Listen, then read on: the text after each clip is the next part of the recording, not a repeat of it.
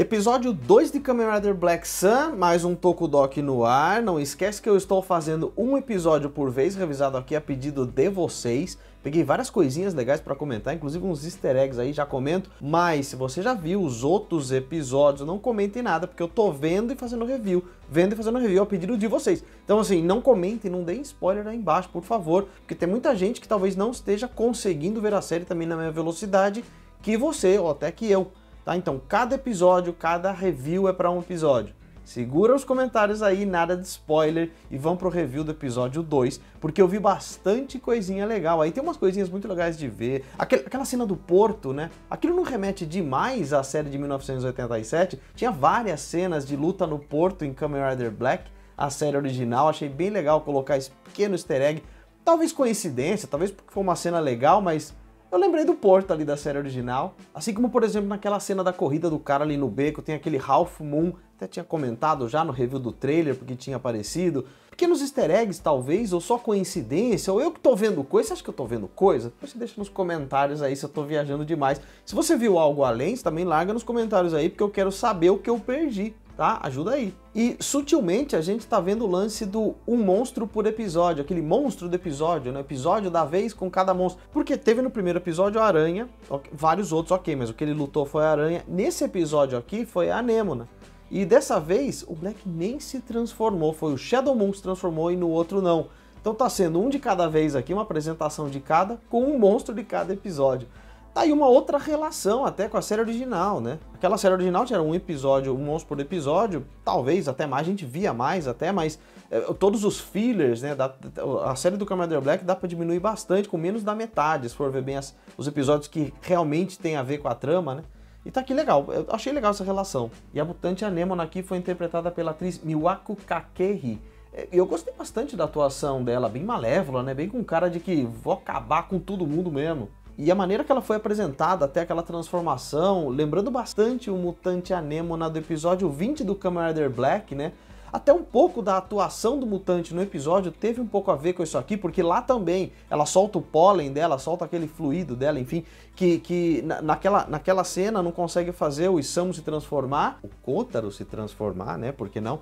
E no episódio original, mesma coisa, né? Se ele se transformasse, explodia o lugar. Na série original, ela também foi atrás de uma menina. Aqui ela estava atrás da menina. Então essas relações bem sutis com o episódio original. Tô gostando bastante da maneira como o Kazuo Shiraishi, o diretor, tá colocando essas cenas, trazendo esses pequenos detalhes para cada série original.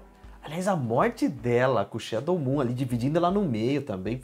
Ao mesmo tempo que é sensacional e horrorosa e nojenta, ficou muito legal. Ficou bem o que a gente espera mesmo do gore que é pra ser, né?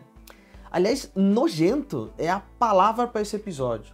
Né? Tudo ali é nojento, não só as cenas gore, como a maneira como as pessoas, os mutantes são mortos, mas toda a cena política, os políticos nojentos, aquela cena nojenta do leilão.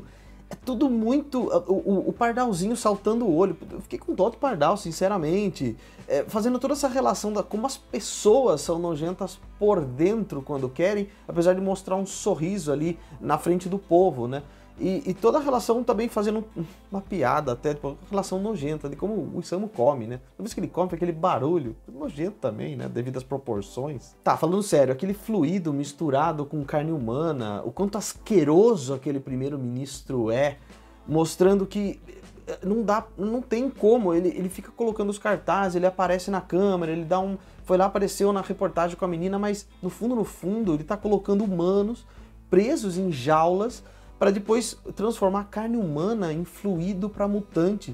E transformar mutante, alimentar mutante, horroroso, que cena... Foi uma cena que eu fiquei de boca aberta. A hora que eu percebi, eu estava realmente assistindo de boca aberta a cena, de tão asqueroso que ele é.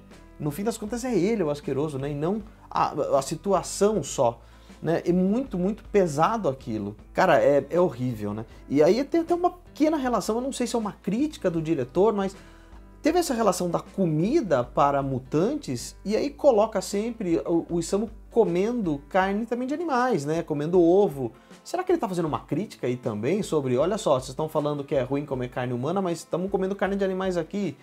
Tudo bem que é normal, muita gente come, mas será que isso é uma crítica? E a parte que eu fiquei mais perplexo desse episódio foi aquela do leilão.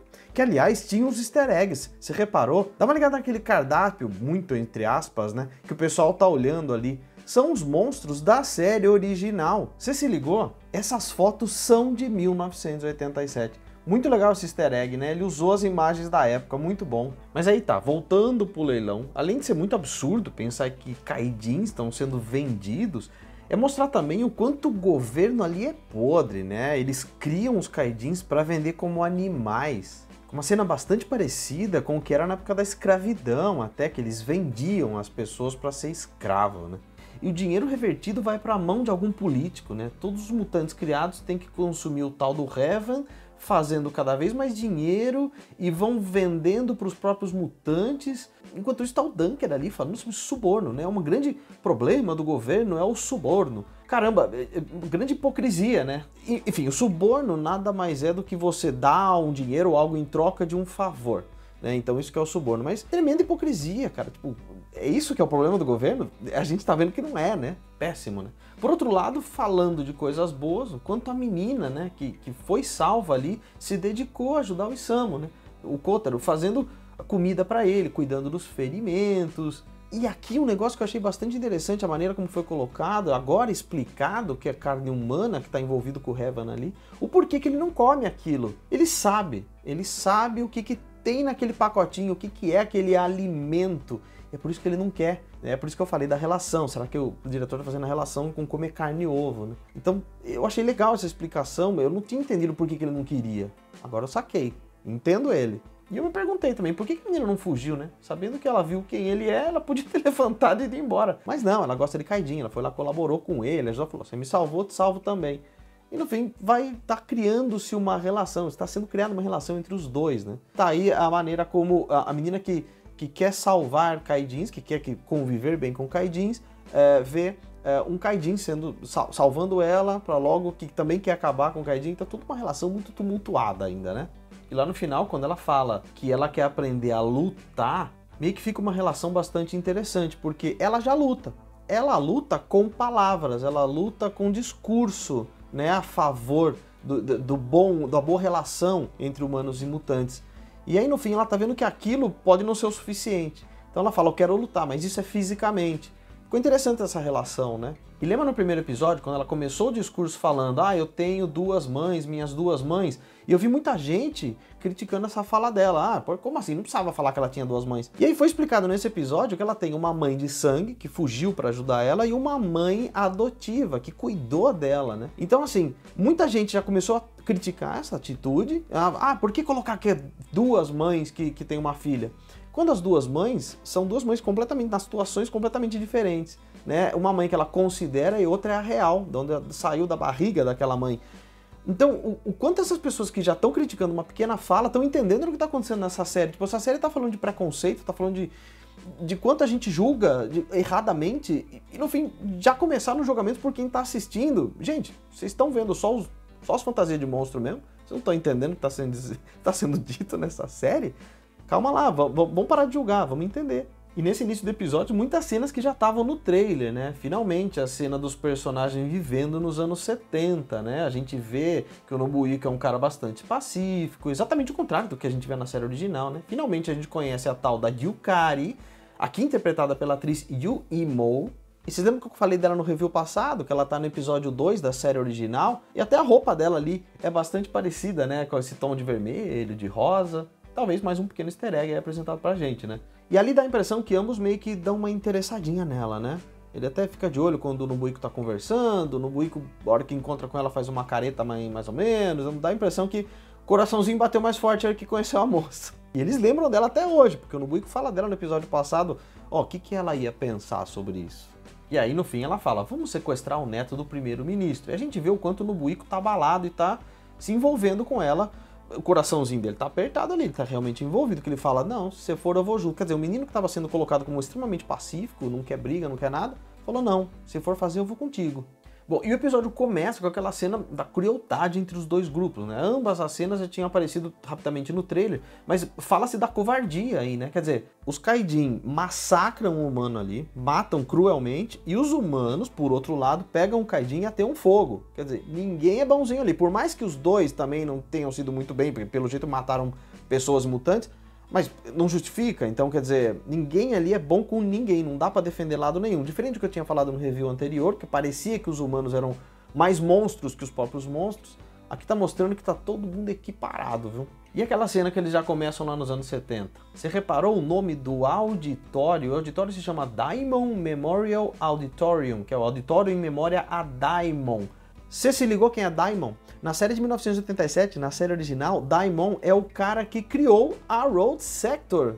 Lembram desse cara aí? Lá no episódio 12, né? Então fica mais esse easter egg bastante interessante, bastante sutil aí pra gente, olha aí. Outro pequeno easter egg é essa cena aí do capacete. A gente lê aí Battle Hopper, né? Aqui no Brasil ficou Patrol Hopper, caso só tenha visto a dublada. Então, mais do que Battle Hopper, a gente vê ali em cima uma fala da Bíblia, Êxodo 10:15, né, que é uma passagem da Bíblia que conta a invasão de gafanhotos lá, as 7 pragas do Egito.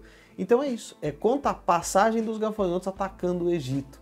Tá escrito exatamente isso, tá até desenhado ali o gafanhotinho no capacete dele. Olha aí, e também a gente tem oficialmente o primeiro vislumbre ali na série de Ambas as Motos. Desde que ambos os protagonistas eram jovens, elas estão presentes, né? Muito bonita. Essa Battle Hopper tá bem bonita, sinceramente. Eu já fiz vídeos sobre ela. Se você tá chegando agora, tá vendo só os reviews, eu fiz um monte de vídeo antes no canal, dando muitos detalhes, tem dezenas. Dá pra você ver vários. Eu vou deixar o link na descrição, dá uma olhada, pra você ver tudo sobre a moto, como é que foi criada, quem criou, como é que foi, referências, então dá uma olhada lá. E esse foi o review do episódio 2. Tudo que eu tinha pra comentar do episódio 2 tá aqui. Não comentem nada, por favor, dos episódios próximos, 3, 4, 5, nada, porque eu tô indo passo a passo pra quem quer ir passo a passo comigo. Se você já viu, apenas veja e não comente nada, por favor, dos próximos passos. A gente se vê nos próximos vídeos. Se você não se inscreveu, por favor, eu peço que você se inscreva. Estou sempre trazendo muito conteúdo aqui para vocês relacionados a Tokusatsu. E a gente se fala no próximo vídeo. Aquele abraço. Valeu!